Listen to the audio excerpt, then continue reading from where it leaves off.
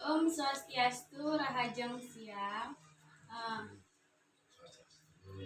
buat umat Sudharma, salam sami dimanapun berada, di Rahina Purnamani Kedasaniki, tiang berada di Jimbaran, berada di Geria Balangan, tempat gerianya Ide Resi Begawan.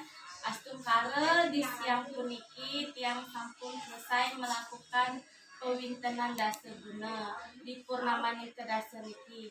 Dumogi semua teman-teman, para sahabat, saudara dimanapun berada, menemuin keselamatan kerahayuan.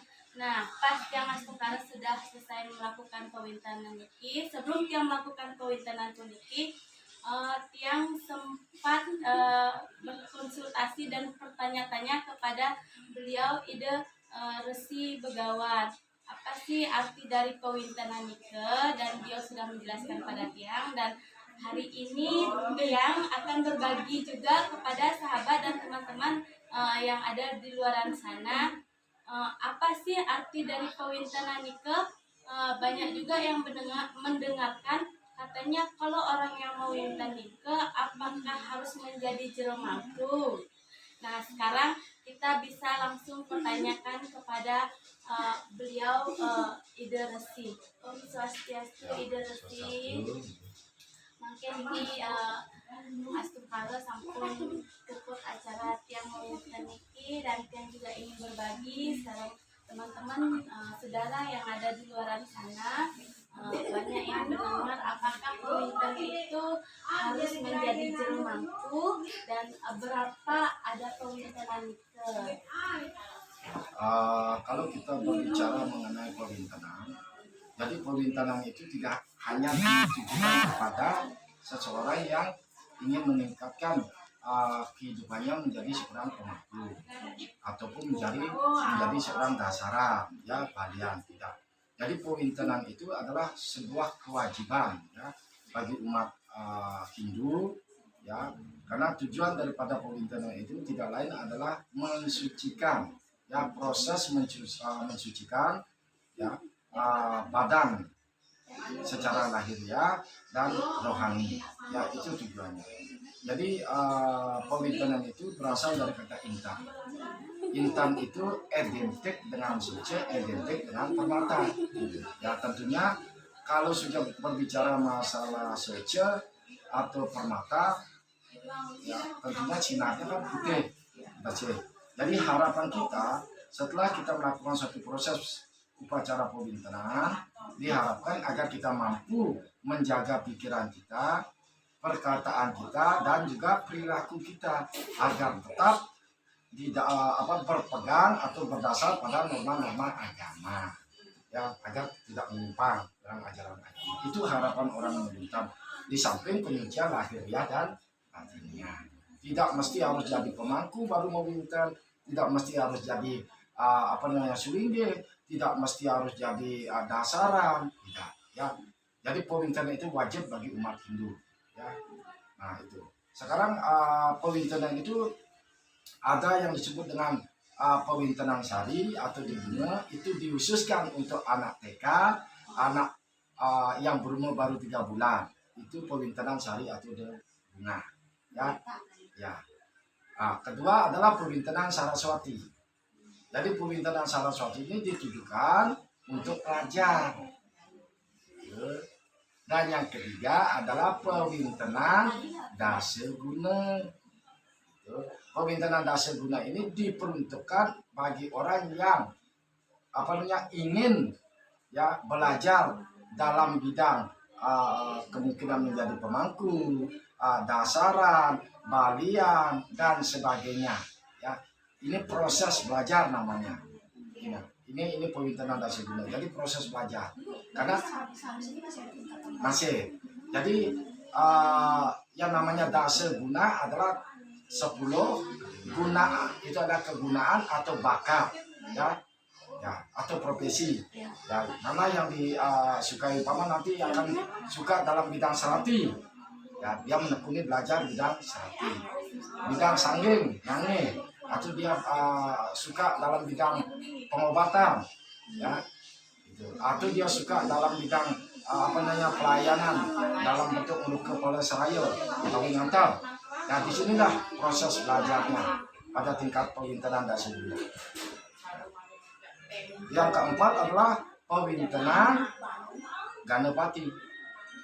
Nah, pewintenan Ganapati seseorang yang sudah menjadi pemangku, sudah menjadi balian, sudah menjadi dasaran. Ya, di sini proses peningkatan dia dari Dasaguna menjadi Ganapati. Ya, jadi orang yang meningkatkan kesucian pewintenannya ke Ganapati berarti orang yang sudah sebelumnya melakukan proses pembelajaran. Ya, sesuai dengan bakatnya, sesuai dengan profesinya atau kegunaannya. Di sini proses belajar di Ganapati adalah sudah pendalaman. Ya. Nah, ini Ganapati. Yang kelima baru pewintenan Panceresi. Pewintenan Panceresi ini dihususkan atau diperuntukkan bagi pemangku kayangan tidur. Yang jadi pemangku di desa, pemangku di pusat, pemangku di dalam. Akhir sudah itu. Ini pewintenan Panceresi. Nanti setelah dia ingin menjadi jero gede, ya naik lagi menjadi pewintenan Samsekara Eke Jati. Jadi udah jadi jero gede ya. Ya. Setelah dia ingin lagi meningkatkan menjadi seperti ide, baru pewintenan Dwi Jati terakhir. Nah ini beberapa macam daripada pewintenan ya. Jadi saya minta sama Dewi, ya orang mau winten itu tidak mesti harus jadi pemangku baru mau winten, jadi dasaran baru mau winten. Ya kalau tidak jadi pemangku, tidak jadi dasaran, tidak jadi serati, tidak mau winten itu keliru ya. Itu bukan harus tapi wajib. Ya karena ada perbedaan antara harus dan wajib. Kalau keharusan karena didorong oleh orang lain, ada dorongan orang lain. Kalau ke wajib itu memang tumbuh dari hati. Ya.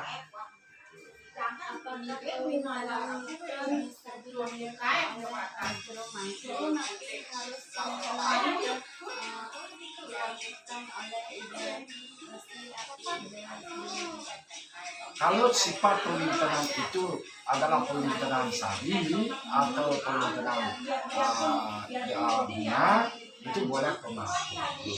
Pewintenan Saraswati boleh pemangku. Karena sifatnya kalau pemangku itu nur dia memohon 10 dari ide sang lebih. Selebihnya harus orang suci. Ya, seperti pewintenan Dasaguna, pewintenan Ganapati, pewintenan Panceresi, pewintenan Samsekara Eke Jati, ini harus sang meraja itu.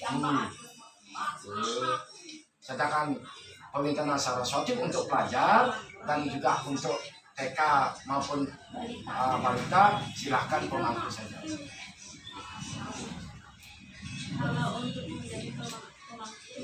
Kalau untuk menjadi pemangku sudah jelas yang meminta adalah sunnah.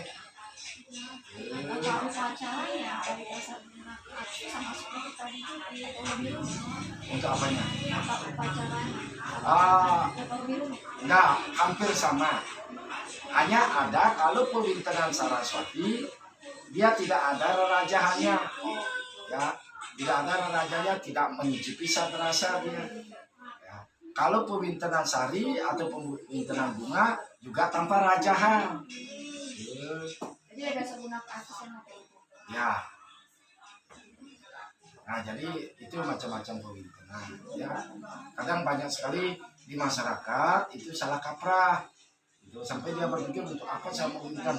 Saya tuh juga mau kerja di housekeeping, masih bersihkan WC, toilet. Ya, logika saja apa hubungannya pewintenan dengan kerja membersihkan WC, toilet? Karena proses pewintenan seperti yang itu katakan tadi adalah proses penyucian lahiriah dan rohaninya itu. Ya, kalau sudah rohani kita bersih, ya jiwa kita bersih jelas akan mempengaruhi pikiran, perkataan dan juga perilaku. Udah jelas gitu. Hanya kadang-kadang banyak orang yang salah persepsi, nah, sehingga dia takut untuk meminta, padahal cuma pemintern Saraswati dia takut. Sampai dia mengatakan, saya nggak jadi apa-apa kok, aduh nggak berani saya, besok-besok deh kalau udah berumur saya sudah baru saya meminten. Padahal suatu proses perwintenan itu wajib gitu.